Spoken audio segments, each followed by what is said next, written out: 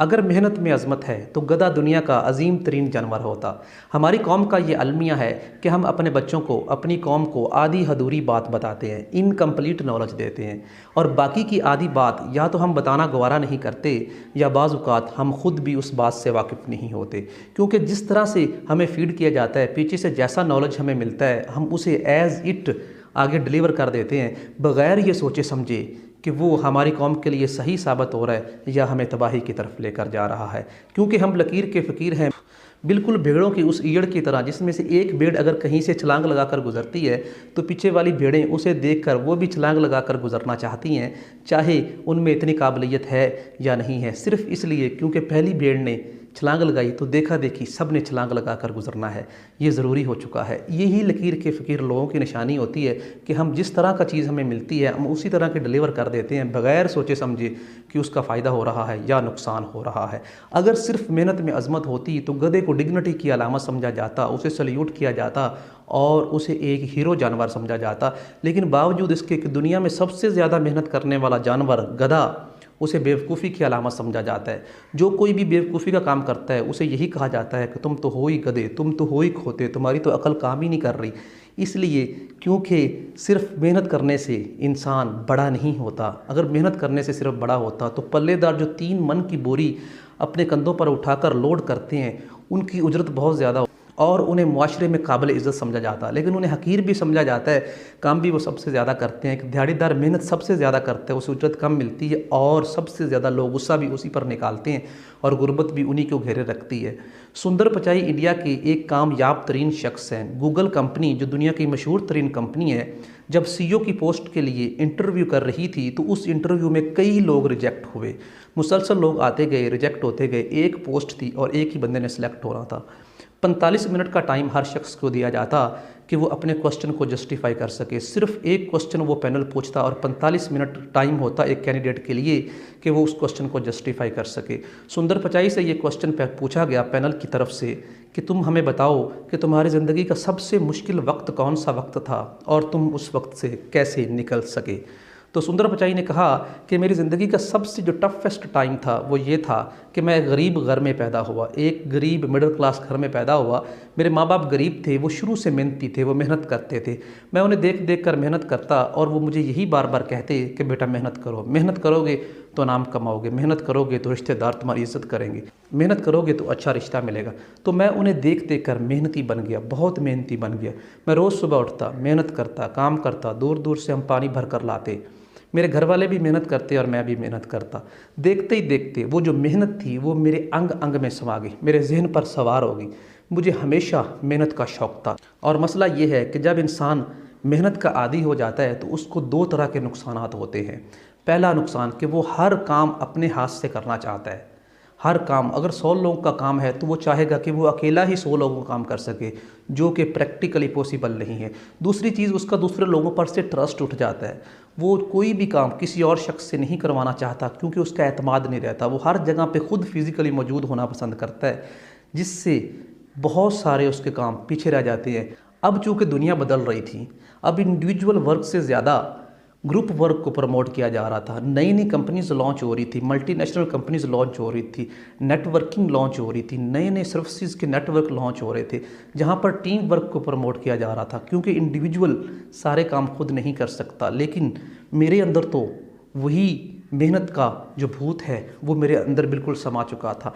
फिर मुझे उस भूत को अपने अंदर से बाहर निकालना था और मुझे टीम वर्क की तरफ आना था, मुझे ग्रुप वर्क की तरफ आना था। मैंने बहुत कोशिश की, मैंने अपने आप के साथ एक जंग लड़ी। ये सुंदर पिचाई उस पैनल से कह रहा है कि मैंने अपने आप से एक जंग लड़ी उस आदत को ख़त्म करने के लिए, और वो आदत मेरे अंदर इतनी समा चुकी थी कि मुझे मेंटली बहुत ज़्यादा टाइम लगा कि मैं उस डोमेन से निकल कर दूसरी डोमेन में आ सकूँ, यानी इंडिविजुअल वर्क से, इंडिविजुअल हार्ड वर्क से टीम वर्क हार्ड वर्क की तरफ आ सकूँ। क्योंकि एक काम करवाने वाला और 100 काम करने वाले एक बराबर है, बल्कि काम करवाने वाले की फिर भी उन 100 लोगों से रिस्पेक्ट ज़्यादा है। क्योंकि अब दौर बदल रहा है, अब ग्रुप का दौर है, अब टीम वर्क का दौर है। जब ये बात, ये जवाब उस पैनल के सामने सुंदर पिचाई ने रखा तो उस पैनल ने सुंदर पिचाई को गूगल के सीईओ की पोस्ट दे दी और इस वक्त वो शख्स इंडिया का कामयाब तरीन शख्स और अमीर तरीन शख्स है। नाज़रीन, ये बिल्कुल उसी तरह से है कि आप मेहनती बन जाते हैं, हार्ड वर्क कर लेते हैं, बहुत ज़्यादा हार्ड वर्क के आप आदी हो जाते हैं, जिसकी वजह से आप स्मार्ट वर्क को भूल जाते हैं। ये बिल्कुल उसी तरह से है, अगर एक शख्स कुआं खोदना शुरू कर दे और 10 साल तक कुआं खोदता रहे और पानी निकाल दे और कहे मैंने बहुत मेहनत की 10 साल और मैंने ये कुआं खोद कर उसमें से पानी निकाल दिया, लेकिन अब दौर बदल चुका है, कुओं की तो ज़रूरत ही नहीं रही। अब कुओं से लोग पानी पीना पसंद ही नहीं करते, ना ही कुओं की कोई ज़रूरत रही है, तो उसकी मेहनत किस काम की है? किसी काम की नहीं है। उसका हार्ड वर्क किसी काम का नहीं आया, बल्कि उसे फिर से वो कुआं बंद करना पड़ेगा, क्योंकि वो आउट फैशन हो चुका है। इसलिए हार्ड वर्क आधी बात है, आधी बात है, मेहनत में अज़मत है, ये आधी बात है। पूरी बात ये है कि सही मेहनत में अज़मत है। सही लाइन पे, सही डायरेक्शन पे अगर मेहनत ना की जाए तो वो मेहनत बिल्कुल बेकार और रायगा जाती है, बल्कि उसका उल्टा आपको नुकसान होता है कि आपकी एनर्जी भी वेस्ट होगी और आपकी ज़िंदगी का कीमती टाइम भी गुजर चुका।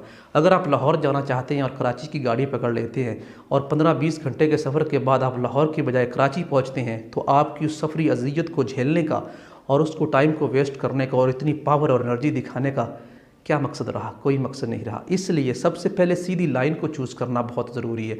सीधी लाइन को चूज़ करने के बाद जो हार्ड वर्क है वही आपके काम आता है, और जो सीधी लाइन को चूज़ करने के बाद जो हार्ड वर्क किया जाता है एक्चुअल में उसे स्मार्ट वर्क कहा जाता है। CSS की तैयारी के लिए कई लोग कई किताबें खंगाल मारते हैं, बहुत पढ़ते हैं, बड़ी मेहनत करते हैं, लेकिन उसके बावजूद भी वो क्वालिफाई नहीं कर पाते। और कुछ लोग ऐसे होते हैं जो चंद महीने पढ़कर भी क्वालिफाई कर जाते हैं। फ़र्क दोनों में क्या है? मेहनत पहले वाले ने ज़्यादा की, दूसरे वाले ने कम की, लेकिन सिलेक्शन दूसरे वाले की हो रही है, क्योंकि दूसरे वाले ने स्मार्ट वर्क किया है, पहले वाले ने सिर्फ हार्ड वर्क किया, उसने स्मार्ट वर्क नहीं किया, उसकी लाइन टेढ़ी थी, उसका किबला टेढ़ा था। दूसरे वाले ने जब कम टाइम में भी उसी चीज़ को हासिल कर लिया तो वो उसका स्मार्ट वर्क था। उसने क्या किया? उसने टू द पॉइंट रहकर, सीधी लाइन पर रहकर मेहनत की। यही चीज़ बेहद ज़रूरी है, यही चीज़ बेहद ज़रूरी है कि आप अपना सीधा रास्ता करें, आप अपनी डायरेक्शन सीधी करें, वक्त के साथ साथ चलें और देखें कि आप हासिल क्या करना चाहते हैं। आपका टारगेट अगर पहाड़ पर चढ़ना है तो आप पहाड़ पर ही चढ़ेंगे। अगर आप उससे पहले पहाड़ के इर्द गिर्द तवाफ़ काटते रहेंगे, दायरे काटते रहेंगे और वहीं पर अपनी एनर्जी वेस्ट कर देंगे और पहाड़ के दरमियान में जाकर ही आप ठुस हो जाएंगे और वहाँ से आप बैठ जाएंगे, लेट जाएंगे कि इससे आगे मेरी हिम्मत नहीं, तो एनर्जी तो आपने पहले ही वेस्ट कर ली, टाइम तो आपने पहले ही वेस्ट कर ली। अब कैसे आप उस पहाड़ पर चढ़ सकते हैं? अब नहीं चढ़ सकते। इसलिए ज़रूरी है कि पहले दिन से ही आपको पता हो कि आपने चोटी पर पहुंचना है और रास्ता कौन सा है। आपको जितना भी टाइम लगे उस रास्ते को पहले तलाश करें, उसके बाद आसान है उस रास्ते पर चलना। अगर आपको लाइन मिल गई तो उस लाइन पर चलना आसान है। अगर आपको लाइन नहीं मिली और आप चलते रहे, घूमते रहे, तो उस घूमने का आपको कोई फ़ायदा और कोई सिला नहीं मिलने वाला, चाहे आप जी जान लगा दें। इसकी मिसाल बिल्कुल उस गधे की तरह से है जो बेहद बोझ उठाता है, फिर भी डांट खाता है, फिर भी डंडे खाता है, फिर भी उसे बेवकूफ़ी की अलामत समझा जाता है। इसलिए नाज़रीन याद रखिए कि अज़मत अगर हासिल करनी है तो सही मेहनत करना बहुत ज़रूरी है, स्मार्ट वर्क करना बहुत ज़रूरी है। हार्ड वर्क और स्मार्ट वर्क दो चीज़ें हैं। किसी मशहूर शख्स ने कहा था कि अगर उसे 5 घंटे मिल जाएँ एक दरख्त को काटने के लिए तो वो 4.5 घंटे सिर्फ कुल्हाड़े का मुंह तेज़ करने में लगाएगा और उसके बाद अगले आधे घंटे में वो दरख्त काटेगा। अगर कोई उसकी जगह दूसरा हार्ड वर्कर शख्स होता तो वो कुल्हाड़ा पकड़ता, चाहे उसका मुंह टेढ़ा मेढ़ा ही क्यों ना होता, वो आता ज़रब पे ज़रब, क्या होता, एट द एंड वो थक जाता। अगर उसकी धार ही तेज़ नहीं है कुल्हाड़े की तो कैसे लकड़ी को काटेगा? वो नहीं काटेगा, वो एक हफ्ते तक भी उसको नहीं काट पाएगा। लेकिन स्मार्ट शख्स पहले उसका मुंह तेज़ करेगा, धार तेज़ करेगा, उसके बाद जब उसको काटेगा तो उसी लकड़ी को वो आधे घंटे में काट सकता है। ये है स्मार्ट वर्क। यानी जो आपने काम करना है पहले उसको देखें। अगर आप पढ़ाई कर रहे हैं तो SQ3R टेक्निक बहुत बेहतरीन टेक्निक है जो कम वक्त में आप बहुत ज़्यादा पढ़ सकते हैं और नॉलेज भी हासिल कर सकते हैं। बजाय उसके अगर आप एक तरफ से पढ़ना शुरू करते हैं, एक एक लफ्ज़ को, एक एक लाइन को पढ़ते हैं, मेहनत करते हैं, बड़ा ज़ोर लगाते हैं और रट्टू तोते बन जाते हैं और एट द एंड अगर कहीं से घुमाकर क्वेश्चन पूछ लिया जाता है तो आप कंफ्यूज हो जाते हैं, आपको जवाब बनाना नहीं आ रहा होता। जबकि दूसरी तरफ वो शख्स जिसने SQ3R टेक्निक का यूज़ करके स्टडी की, उसने चंद दिनों में तुमसे ज़्यादा सीख लिया और इम्तिहान में मार्क्स भी वो ज़्यादा ले गया। तो फिर बेहतर कौन रहा? बेहतर SQR3 टेक्निक वाला रहा या हार्ड वर्कर रहा? टेक्निक वाला। टेक्निक्स ज़िंदगी में अप्लाई करें, बहुत ज़रूरी है। टेक्निक के साथ चलेंगे तो जल्दी ग्रो होंगे। अगर टेक्निक के साथ नहीं चलेंगे तो आपका पौधा बढ़ने वाला नहीं है। SQR 3R टेक्निक से अगर आप वाकिफ़ नहीं हैं तो आप SQ 3R मेथड सबक याद करने का आसान तरीका ये वीडियो मेरी आप देख सकते हैं।